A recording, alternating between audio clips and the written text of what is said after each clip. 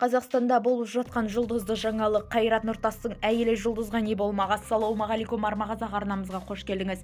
Қазақстан және жаһанда болып жатқан ескі жаңалықтарды алғашқылар қатарында білгіңіз келсе, арна төмендегі бір ғана лайк және подписка сілтемелерін баса кетуді ұмытпаң. Ал онда біз бастадық.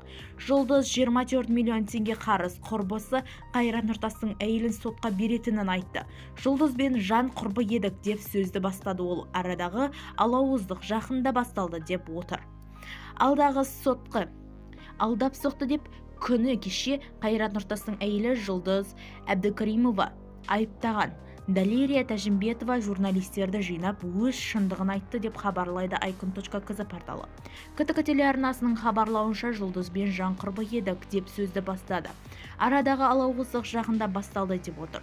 Тұран Гранд Вилландж колледжі қалашығында Жұлдыздың үйінің құрылысы аяқталып, берілер тұста ырың-жырың басталған. Осы қалашықтың иесі Далерия Тәжімбетова туған інісі екен. Айтуынша қала әкімдігі әр үйге тиесілі жер телістерін бөліп құжатын жасауды созып жүрген. Арасынан қыл өтпес тату болған құрбылардың достығына дәл осы кезде сыза түсіпті. Коттедждің кілтін жақын арада алмайтынын көзі жеткен Жұлдыз Әбдікеримова әлеулі айбасқа кешкен 160 миллион теңге тұратын Астананың қақ төріндегі пәтерін кері қайтаруды талап еткен. Полиция бастап сот экстрадициясының табалдырығын создырып жіберген. Жұлдыздың барлық әрекеті заңға қайшы. Ал сіздер қып-қызыл өтірік, деді Тәжімбетова.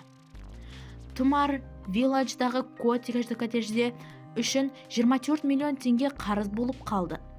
Мен Жұлдыздың экс-құрбысы жала жабу дерегі бойынша полицияға арыз жазған.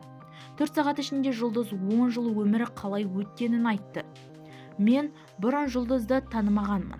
Барлығымыз Қайратты жақсы әнші ретінде жақсы көреміз. Еліміздің азаматы, бірақ Жұлдыздың кішкене айтқан әңгімесінен шок болдым. Тіпті қорқып кеттім. Ажырасайын деп жатқан жоспарын айтты. Сол таңда Қайратпен тұрмайтынын да айтты, деді Далерия Тәжімбетова. Бізді тамашалауды жалғастырыңыз. Сау саламат болыңыз.